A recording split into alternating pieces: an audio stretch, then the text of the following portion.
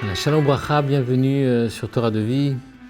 Nous avons commencé à étudier la Mishnah de Pirkei Avot qui nous enseigne que 10 miracles avaient lieu régulièrement dans le Beth Amikdash. Nous avons déjà abordé les 4 premiers. Nous allons maintenant commencer le cinquième et 6e miracle de cette Mishnah pour comprendre qu'est-ce que cela vient nous enseigner.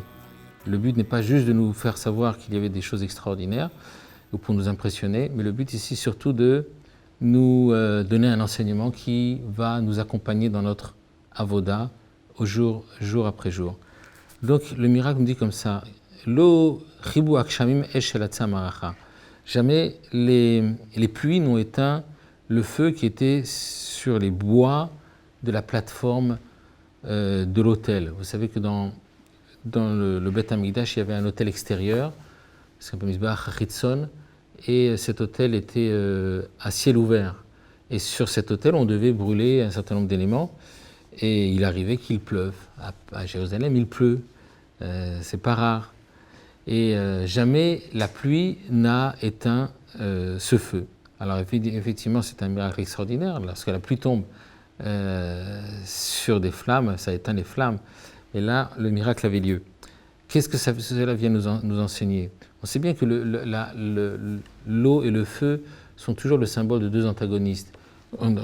C'est-à-dire que le feu et l'eau ne peuvent pas cohabiter ensemble. Et là, il se passe quelque chose d'absolument extraordinaire, c'est que pour les besoins de la cause, c'est-à-dire pour les besoins d'accomplir la avoda, le service dans le temple, alors le miracle intervenait et faisait que l'eau et le feu pouvaient cohabiter. Et donc ici, le Midrash Shmuel nous donne là-dessus un bel enseignement. Il nous dit que si déjà le feu et l'eau ont été prêts à faire la paix pour accomplir la volonté d'Hachem, à combien plus forte raison, Shechayav Adam la asot retson kono ou vetel retsono b'pnei retson kono. À quel point une personne doit être à même de pouvoir annuler sa volonté devant la volonté supérieure de celle d'Akadosh Baruch Hu. Le fait d'annuler sa volonté, c'est quelque chose qui est dans notre pouvoir, puisque Hachem ne nous demande jamais plus que ce qui nous est réclamé. Hachem ne demande jamais plus que ce que nous sommes capables de faire. Et le fait même que ça nous soit réclamé, c'est une preuve que nous avons les moyens de le réaliser. Juste pour un petit peu développer cette idée-là, le rabbi précédent fait remarquer dans un Mahamar que les épreuves de nos jours, en tout cas à l'époque du rabbi précédent, peut-être aussi de nos jours, les épreuves étaient immenses. Les Juifs se trouvaient dans des systèmes, comme par exemple le système communiste, qui était une oppression terrible. Et d'un autre côté, on remarque que les gens avaient moins de capacité intellectuelle, moins de capacité de ressentir les choses, moins de capacité de s'investir dans la prière, moins de capacité de faire le misot de la manière la plus parfaite. Et donc la chose a l'air de se contredire. On a moins de capacité et les épreuves sont plus grandes. Comment est-ce que ça peut s'expliquer dans la mesure où on considère que jamais Hachem demande plus que nos capacités? Eh bien, le rabbi précédent donne ici un enseignement qui est absolument extraordinaire.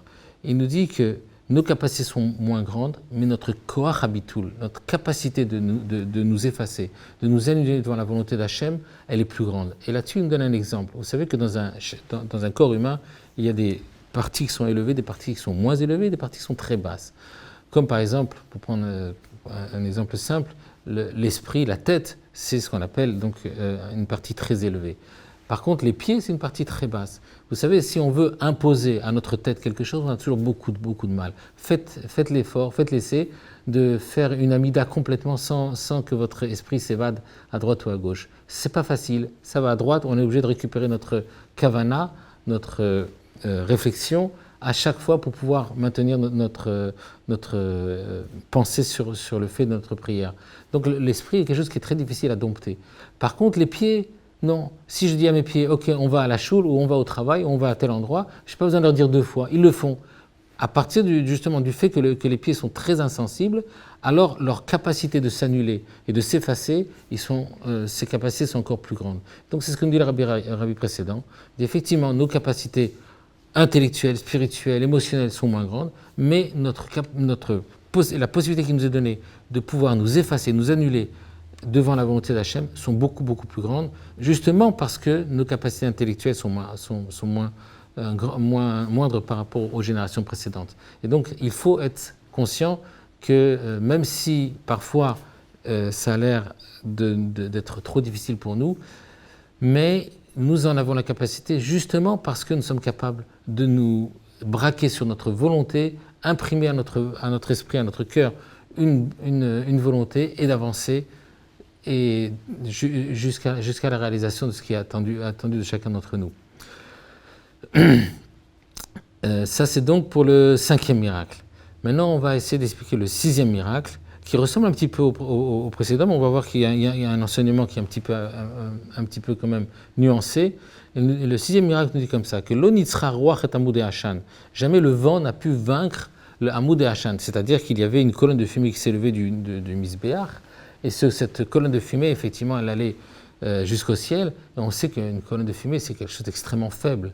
Il n'y a pas plus faible que la fumée. Même quand on fume une cigarette, dans une chambre où toutes les fenêtres sont fermées, on voit bien que la fumée va à droite, à gauche, dans tous les sens. Pourquoi ? Parce que le moindre mouvement de l'air bouscule la fumée. Donc la fumée, c'est le symbole de la faiblesse extrême. Par contre, le vent, c'est justement le contraire, c'est le symbole de la force. Il y a un passage qui nous dit que Ruach me farek harim ou shaber slaim, que le vent a la capacité de briser des montagnes et des rochers. Et ça a l'air un peu extrême, mais effectivement, tous ceux qui ont pu un jour assister à une véritable tempête, on est étonné de voir des arbres se coucher, des maisons s'abîmer, des cheminées tomber, des choses absolument extraordinaires que même si on avait mis tous les moyens pour réussir à faire tomber un arbre, on n'aurait pas réussi. Et pourtant, le vent a cette capacité. Donc le vent est puissant. Le vent, quand il se déchaîne, rien ne peut le contenir.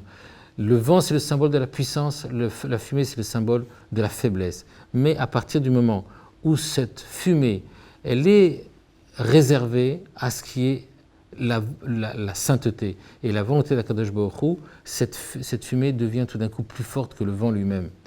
Lo nisra ruach et amoud ha'ashan. Jamais le vent, même le plus puissant des tempêtes, n'a jamais réussi à faire bouger cette colonne de fumée. Et donc c'est pour ça qu'on ne doit pas se contenter d'une analyse à première vue de nos capacités. Et au contraire, il faut se dire que si notre volonté est de nous attacher aux bonnes choses, à l'amour du prochain, à l'amour de la Torah, à l'étude et l'accomplissement de ce qui est attendu de nous-mêmes, alors il faut savoir qu'à ce moment-là, on devient fort comme un roc, et même les pires vents, c'est-à-dire les nouveaux esprits qui peuvent circuler dans notre environnement, ne pourront pas nous déplacer, et on aura, Bezrat Hashem, la possibilité de réussir. Voilà, donc on a terminé maintenant avec le 6e miracle, et on se retrouvera, si vous voulez bien, la prochaine fois pour étudier le 7e. À bientôt.